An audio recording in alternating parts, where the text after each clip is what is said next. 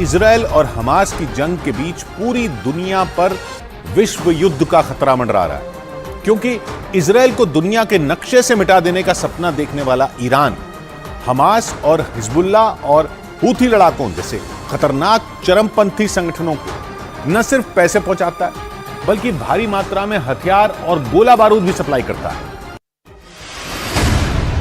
और अगर ईरान में बनाए गए तीनों परमाणु बमों में एक भी इन संगठनों के हाथ लग गया तो दुनिया में कैसी तबाही मचेगी, इसका अंदाजा भी लगाना मुश्किल है। हमास के साथ इजरायल की जंग के दौरान आए दिन ईरान समेत कई मुस्लिम देश इजरायल और अमेरिका को आंखें दिखा रहे हैं और गाजा पर इजरायल के हमलों को उसकी सबसे बड़ी गलती बता रहे हैं। वहीं अमेरिका समेत कई पश्चिमी देश इजरायल के पीछे हथियार और गोला बारूद लेकर पूरी मजबूती के साथ खड़े हैं। यानी अगर परमाणु हथियारों के साथ ईरान जंग में कूदा तो तीसरा विश्व युद्ध शुरू होने में देर नहीं लगेगी, क्योंकि अमेरिका के साथ उसकी दुश्मनी दशकों पुरानी है और बीते कुछ साल से दोनों के बीच जंग की तलवार खिंची हुई है।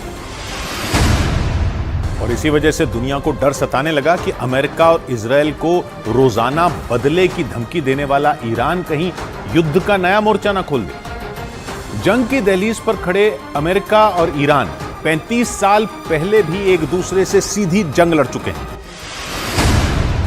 लेकिन गाजा पर इजरायल के हमलों और अमेरिका की इजरायल को खुली मदद से ईरान का खून खौल रहा है और बीते 40 दिन में दोनों एक दूसरे को कई बार जंग की धमकी भी दे चुके हैं। अमेरिका और ईरान में बढ़े हुए तनाव के बीच यूएन की संस्था IAEA यानी इंटरनेशनल एटॉमिक एनर्जी एजेंसी की एक रिपोर्ट ने अमेरिका समेत दुनिया भर के देशों के होश उड़ा दिए। IAEA की रिपोर्ट में दावा किया गया कि ईरान ने करीब 128 किलो यूरेनियम इकट्ठा कर लिया। IAEA के मुताबिक एक परमाणु बम बनाने के लिए 42 किलो यूरेनियम की जरूरत होती है और जितना यूरेनियम ईरान के पास है वो 3 परमाणु बम आसानी से बना सकता है। लेकिन परेशानी उस यूरेनियम की शुद्धता से है। IAEA का मानना है कि परमाणु बम बनाने के लिए यूरेनियम का 90% तक शुद्ध होना जरूरी है, लेकिन ईरान के पास मौजूद यूरेनियम उतना शुद्ध है या नहीं, इसकी सही जानकारी किसी के पास नहीं है।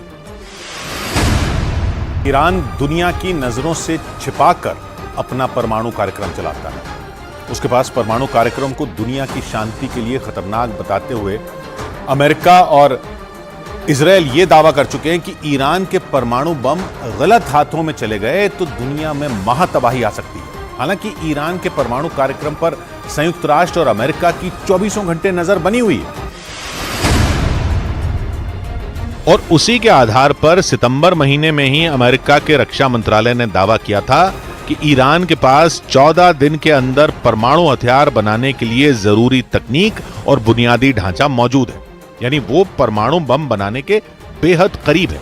करीब 22 साल से ईरान परमाणु ताकत हासिल करने की कोशिश में जुटा है।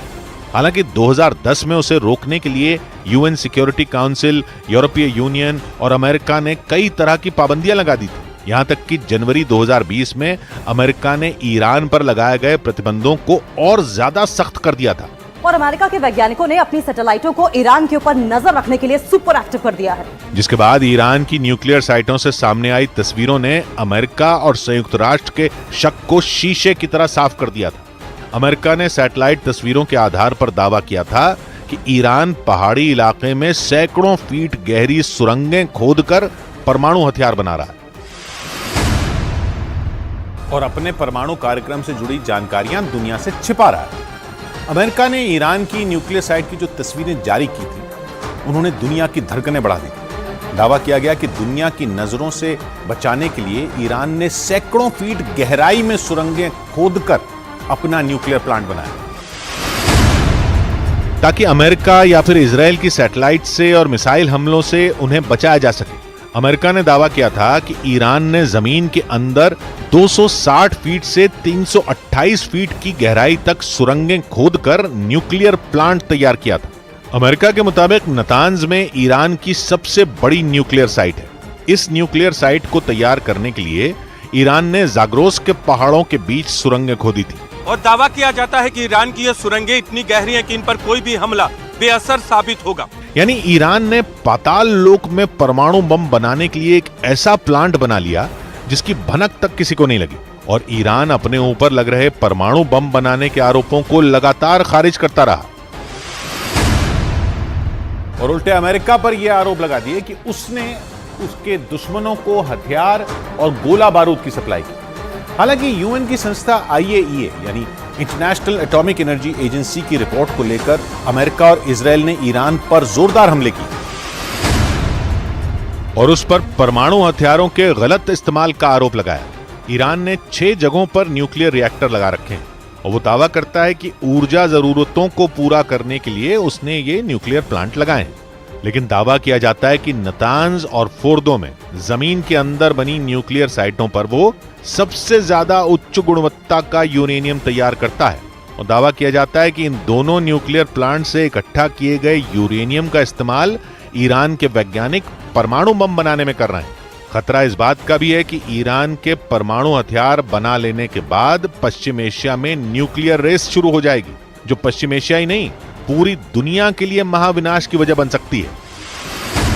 परमाणु बम के साथ ही ईरान ने बीते कुछ सालों में अपनी सैन्य ताकत भी बढ़ाई है, जिससे वो जंग होने पर अमेरिका और इजरायल से सीधी टक्कर ले सके। ईरान ने दावा किया कि उसने ऐसी हाइपरसोनिक मिसाइल तैयार कर ली है जिसकी रेंज में इजरायल के कई बड़े शहर हैं। यानी ईरान ने अपने दुश्मन से भिड़ने के लिए ऐसी मिसाइल तैयार कर ली जो पलक झपकते ही तबाही मचा सकती है। एक रोज पहले ईरान के supreme leader Ayatollah Ali Khamenei ने इन मिसाइलों का जायजा लिया। वो तेहरान में ईरान की सेना की ब्रांच IRGC यानी इस्लामिक रिवोल्यूशनरी गार्ड कोर की तरफ से आयोजित हथियारों की प्रदर्शनी में पहुंचे थे। ईरान के मीडिया के मुताबिक फतह 2 हाइपरसोनिक मिसाइल को IRGC ने विकसित किया है। IRGC ने बताया कि उनकी फतह 2 मिसाइल 16,000 किलोमीटर प्रति घंटा की रफ्तार से उड़ान भर सकती है और दुश्मन पर हमला कर सकती है। ईरान ने दावा किया कि फतह 2 मिसाइल अमेरिका और इजरायल की मिसाइलों से कहीं ज्यादा आधुनिक और मारक है। ईरान की इस खतरनाक हाइपरसोनिक मिसाइल को इजरायल के लिए बड़ा खतरा माना जा रहा है। गाजा पर हवाई हमलों के दौरान ईरान इजरायल को जंग की खुली धमकी दे चुका है और अपनी मिसाइलों का मुंह उसकी तरफ तैनात करने का दावा कर चुका है। ईरान इजरायल के साथ ही उसका साथ दे रहे अमेरिका को भी खुली धमकी दे चुका है और अगर गाजा में आग लगी तो उसकी लपटें उसे भी जला देंगी। यानी इजरायल और हमास की जंग में ईरान सीधे सीधे अमेरिका से भिड़ सकता है। हालांकि इजरायल के अखबार द टाइम्स ऑफ इजरायल के मुताबिक इजरायल के हमास के खिलाफ जंग का ऐलान करने के बाद से पश्चिम एशिया में अमेरिका की सेना पर 30 से ज्यादा हमले हो चुके हैं। इराक और सीरिया में अमेरिकी सैनिकों को वहां के चरमपंथी संगठनों ने निशाना बनाया। इराक और सीरिया वो देश हैं जहां ईरान की तूती बोलती है। इराक तो ईरान का पड़ोसी है, जहां ईरान कई लड़ाकों का समर्थन करता है और वो लड़ाके ईरान के इशारे पर काम करते हैं। वहीं सीरिया इजरायल का दुश्मन है और ईरान का पक्का दोस्त। यानी इजरायल और हमास की जंग का दायरा तेजी से बढ़ रहा है और ईरान के तेवर से माना जा रहा है कि ये जंग और बड़ी हो सकती है। ईरान के समर्थन वाले यमन के हूथी लड़ाकों ने समंदर में एक जहाज हाईजैक कर लिया। दावा किया कि उन्होंने इजरायल का जहाज हाईजैक किया और इसलिए इसे समंदर में इजरायल और अमेरिका को ईरान की सीधी चुनौती माना गया, क्योंकि हूथी लड़ाकों ने डंके की चोट पर दावा किया कि इजरायल का एक जहाज उनके कब्जे में और वो आगे भी लाल सागर में इजरायल के जहाजों को निशाना बनाएंगे, क्योंकि ईरान के समर्थन वाले हूथी विद्रोहियों ने दावा किया कि गैलेक्सी लीडर नाम का इजरायल का जहाज उन्होंने हाईजैक कर लिया। हूथी लड़ाकों ने जिस जहाज को पकड़ा वो तुर्की से भारत की ओर आ रहा था, लेकिन लाल सागर में यमन के नजदीक पहुंचते ही हूथी लड़ाकों ने जहाज को हाईजैक कर लिया और उसे यमन के बंदरगाह पर ले गए। जिसके बाद हूथी लड़ाकों ने प्रेस कॉन्फ्रेंस करके यह दावा किया कि इजरायल का एक जहाज उनके कब्जे में है, जिसका नाम गैलेक्सी लीडर है। और हूथी लड़ाकों का कहना है कि वो लाल सागर में इजरायल के दूसरे जहाजों को भी निशाना बनाएंगे, जिसका मतलब यह हुआ कि हूथी लड़ाकों ने लाल सागर में इजरायल की परेशानी बढ़ाने की तैयारी कर ली। उन्होंने पहले लाल सागर के ऊपर से इजरायल पर मिसाइलें दागी और अब वो इजरायल के जहाजों का लाल सागर से आना जाना मुश्किल करना चाहते हैं। क्योंकि जहाज हाईजैक करने के बाद हूथी लड़ाकों ने इजरायल को सीधी चुनौती दी और बयान दिया कि हूथी विद्रोही उन जहाजों को टारगेट करेंगे जिन पर इजरायल के झंडे लगे होंगे। इजरायल की कंपनियों के जहाज भी उनके निशाने पर होंगे। इसलिए जिन जिन देशों के नागरिक इजरायल के जहाजों पर क्रू मेंबर की तरह काम कर रहे हैं वो उन्हें वापस बुला लें, क्योंकि हूथी विद्रोही समंदर में इजराइल के जहाजों को निशाना बनाने की तैयारी में हैं। जिसकी शुरुआत उन्होंने गैलेक्सी लीडर नाम के जहाज को हाईजैक करके कर दी और पूरी तैयारी से जहाज का अपहरण करने का दावा किया। खबर है कि गैलेक्सी लीडर नाम के इस जहाज को आखिरी बार 2 दिन पहले लाल सागर में देखा गया था, जिसके बाद जहाज के बारे में कुछ पता नहीं चला और फिर खबर आई कि जहाज को हाईजैक कर लिया गया और हूथी लड़ाके उसे अपने साथ यमन लेकर चले गए। हूथी लड़ाकों ने अपनी प्रेस कॉन्फ्रेंस में बताया कि जैसे ही जहाज यमन के नजदीक पहुंचा, हूथी लड़ाकों का हेलीकॉप्टर जहाज के ठीक ऊपर पहुंच गया और धीरे धीरे कई हूथी लड़ाके जहाज पर उतर गए, जिसके बाद उन्होंने जहाज को कब्जे में ले लिया और इसी के साथ संकेत मिल गए कि लाल सागर में जंग का एक नया मैदान तैयार हो रहा है, जिसमें हूथी लड़ाके इजराइल से सीधा भिड़ने की तैयारी में हैं। क्योंकि उन्होंने केवल जहाज का अपहरण ही नहीं किया, बल्कि ये भी बोल दिया कि लाल सागर में यमन के नजदीक से इजराइल का जो जहाज गुजरेगा, हूथी लड़ाके उसे अगवा कर लेंगे। लेकिन इजराइल ने हूथी लड़ाकों के दावे को यह कहकर खारिज कर दिया कि लाल सागर में हाईजैक किया गया जहाज उसका नहीं था और उस जहाज पर एक भी क्रू मेंबर इजराइल का नहीं है। यानी इजराइल ने हूथी लड़ाकों के दावे को ही नकार दिया और दो टूक बोल दिया कि हूथी लड़ाकों के कब्जे में जो जहाज है वो इजराइल का है ही नहीं। हालांकि उसने ये माना कि हूथी लड़ाकों ने एक इंटरनेशनल मालवाहक जहाज पकड़ा है जो तुर्की से भारत रवाना हुआ था और उस जहाज पर यूक्रेन, बल्गेरिया, फिलीपींस और मेक्सिको समेत कई देशों के 25 क्रू मेंबर मौजूद हैं, जिनमें एक भी इजराइल का नागरिक नहीं है। यही नहीं, इजराइल ने कहा कि इस मालवाहक जहाज की मालिक ब्रिटेन की एक कंपनी है और जापान की एक कंपनी इस जहाज को चला रही थी। आसान शब्दों में कहें तो ब्रिटेन के जहाज को जापान इस्तेमाल कर रहा था। ये दावा इजराइल ने किया और हूथी लड़ाकों के इजराइल का जहाज हाईजैक करने के दावे को ही नकार दिया। या यूं कहें कि इजराइल ने ईरान की हूथी लड़ाकों के जरिए उसे घेरने की प्लानिंग फेल करने की कोशिश की, क्योंकि इजराइल ने केवल उसका जहाज हाईजैक होने की खबर खारिज नहीं की, बल्कि इस मामले में ईरान को भी घसीट लिया और दो टूक बोल दिया कि हूथी लड़ाकों का यह कदम ईरान की एक आतंकी हरकत है। यमन के हूथी लड़ाकों के सिर पर ईरान का हाथ माना जाता है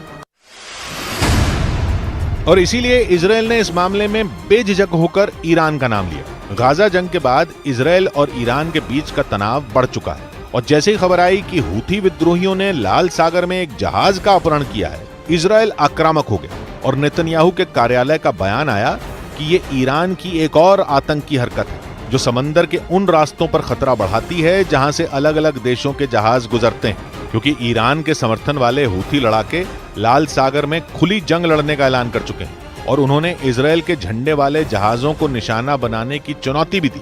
लाल सागर में जहाज हाईजैक करने से कुछ घंटे पहले भी हूथी लड़ाकों ने धमकी दी थी।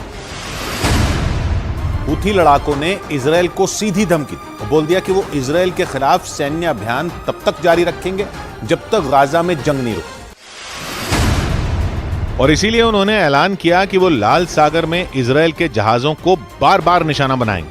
हालांकि इजराइल ने इस बात से मना कर दिया कि उसका जहाज हूथी लड़ाकों के कब्जे में, लेकिन खबर आई कि हूथी लड़ाकों के कब्जे में जो जहाज है वो इजराइल के एक बड़े कारोबारी का है, जबकि इजराइल का कहना है कि हूथी लड़ाकों के कब्जे में जो जहाज है वो ब्रिटेन की कंपनी का है। यानी जहाज किस देश का है इसी पर पेच फंस गया, क्योंकि हूथी लड़ाके अपनी पीठ ये कहकर थपथपा रहे हैं कि उन्होंने इजराइल का जहाज अगवा कर लिया, जबकि इजराइल ने गैलेक्सी लीडर को अपना जहाज मानने से ही मना कर दिया और दुनिया इस बात पर फंस गई कि हूथी लड़ाकों के कब्जे में जो जहाज है वो असल में किसका है, क्योंकि हूथी लड़ाकों का दावा अलग है और इजराइल का अलग। सारी उठापटक के बीच ये तो पक्का है कि हमास और हिजबुल्लाह के बाद हूथी लड़ाके भी इजराइल का तनाव बढ़ाना चाहते हैं, क्योंकि गाजा में जंग के बाद इजराइल उनके निशाने पर आ गया और वो सीज फायर की मांग करते हुए इजराइल को धमका भी चुके हैं। और पिछले कुछ हफ्तों से दक्षिणी इजराइल के एलर्ट शहर पर मिसाइलों से अटैक कर रहे हैं। हूथी लड़ाकों ने एलर्ट पर ड्रोन से भी अटैक किया था। एक ड्रोन तो एलर्ट में एक रिहायशी इमारत से टकरा भी गया था, जिसके बाद इजराइल अलर्ट हो गया। उसने लाल सागर में अपने जंगी जहाज तैनात कर दिए। न्यूज 18 की टीम भी दक्षिणी इजराइल के एलर्ट शहर पहुंची, जहां लाल सागर में इजराइल की नौसेना हूथी लड़ाकों से भिड़ने की तैयारी करती नजर आई। हम लाल सागर के पास मौजूद हैं, इजराइल की सीमा के अंदर। बोट को आप देख सकते हैं लाल सागर में जो इजराइल के हैं, और लगातार सीमा की निगरानी करें। हूथी लड़ाकों ने लाल सागर के रास्ते जब इजराइल पर मिसाइलें दागी थीं, तो अमेरिका भी सावधान हो गया था। उसने हूथी लड़ाकों की कई मिसाइलों को मार गिराने का दावा भी किया था और बाकी का काम इजराइल के एरो 3 मिसाइल डिफेंस सिस्टम ने कर दिया था, जिसे हूथी लड़ाकों के सक्रिय होते ही दक्षिणी इजराइल में सीमा पर तैनात कर दिया गया था। पिछले कई हफ्तों से एरो 3 मिसाइल डिफेंस सिस्टम ने लाल सागर में हूथी लड़ाकों की कई मिसाइलों को मार गिराया, लेकिन हूथी लड़ाके नहीं रुके। उल्टा उन्होंने इजराइल पर हमले तेज करने के संकेत दे दिए,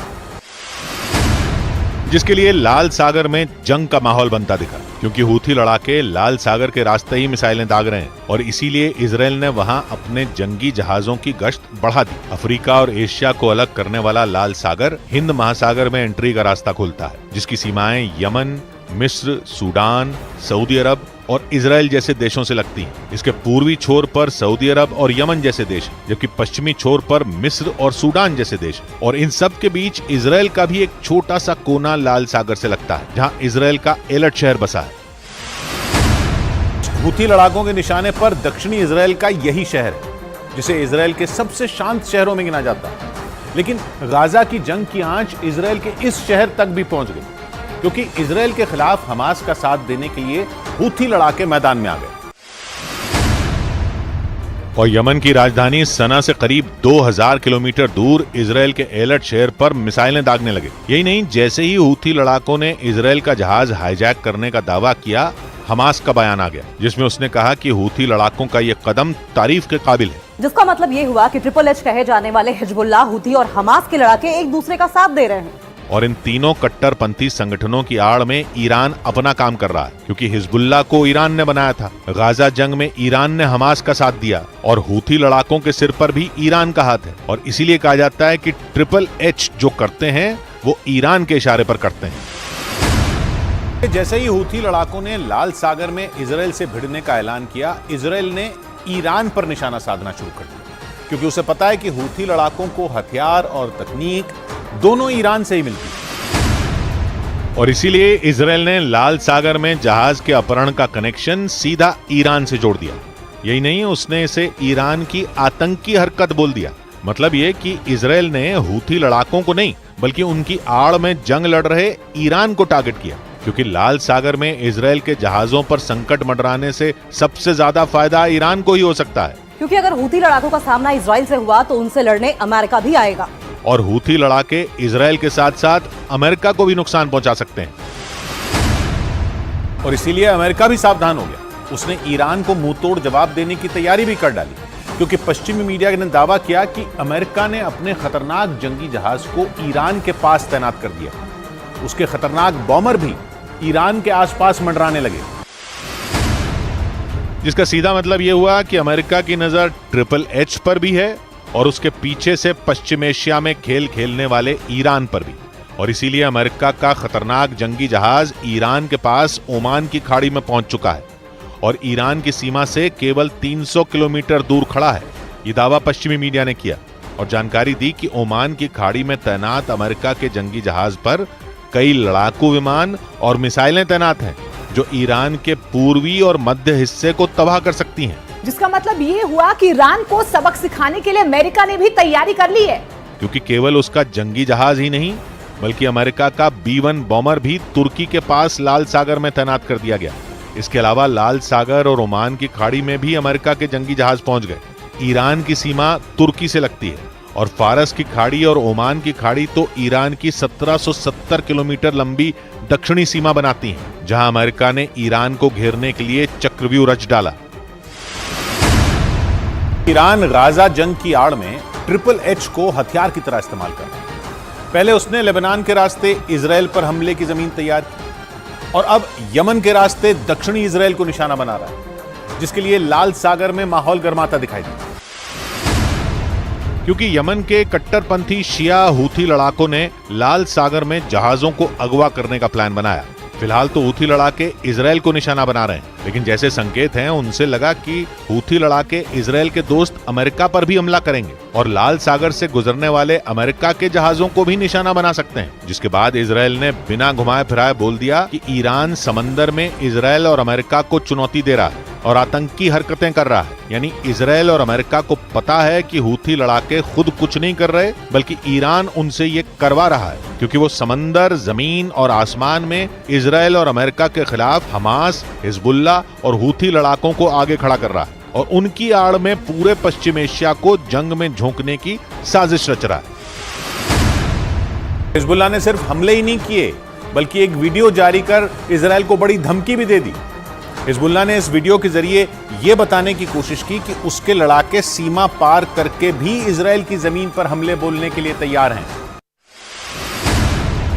यानी वो इजराइल की सीमा में घुसकर कभी भी उसके साथ सीधी जंग छिड़ सकते हैं। हिजबुल्लाह और इजराइल के बीच सीमा पर 7 अक्टूबर के बाद से ही लड़ाई छिड़ी हुई, लेकिन अब तक दोनों एक दूसरे पर ड्रोन, रॉकेट और मिसाइलों से ही हमले बोल रहे हैं। ऐसा पहली बार हुआ जब हिजबुल्लाह ने वीडियो जारी करके इजराइल को चेतावनी दी कि वो आ रहे हैं। और इसी वजह से ये माना जा रहा है कि हिजबुल्लाह के लड़ाके इजराइल की सीमा पार जाने के लिए बिल्कुल तैयार बैठे हैं। यानी जो लड़ाके सीमा पार से इजराइल की सेना को चुनौती दे रहे थे, वो सीधे इजराइल में घुसकर वहां कत्लेआम मचा सकते हैं। इसका मतलब ये कि इजराइल पर एक बार फिर 7 अक्टूबर जैसे हमले का खतरा मंडरा रहा है, लेकिन इस बार उसका दुश्मन हमास से कहीं ज्यादा खतरनाक और ताकतवर है। हिजबुल्लाह ने वीडियो जारी कर यह बता दिया कि इजराइल के लिए वो हमास से कहीं बड़ा खतरा है। हिजबुल्लाह के जोरदार हमले की जानकारी खुद इजराइल की सेना की तरफ से दी गई। सेना ने यह जानकारी दी कि 1 घंटे के अंदर ही हिजबुल्लाह ने उसके कई इलाकों पर 3 ड्रोन और 25 रॉकेट दाग दी। यानी हिजबुल्लाह ने एक साथ ऐसे ताबड़तोड़ हमले बोले कि इजराइल की फौज भी कुछ देर के लिए खौफ से भर गई।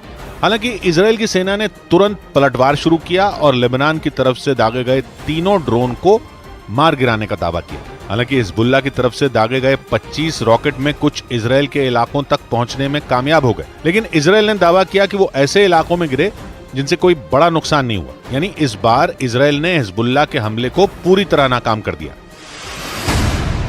लेकिन माना जा रहा है कि इजराइल के लिए खतरा टलने वाला नहीं है, क्योंकि हिजबुल्लाह अपने ठिकानों पर हुए इजराइल के हमले से बुरी तरह बौखलाया हुआ है।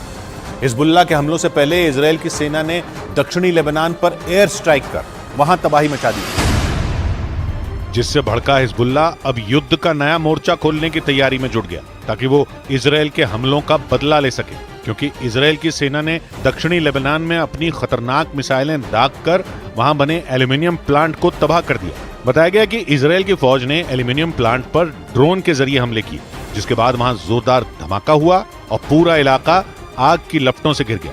हालांकि इजराइल के इस भीषण हमले में किसी के मारे जाने का दावा नहीं किया गया, लेकिन इजराइल की इस कार्रवाई से हिजबुल्लाह उस पर भड़क गया और माना जा रहा है कि दक्षिणी लेबनान पर हुई एयर स्ट्राइक की वजह से ही हिजबुल्लाह अब इजराइल के सैन्य ठिकानों को चुन चुन कर निशाना बना रहा है, जिसमें ईरान उसकी खुलकर मदद कर रहा है।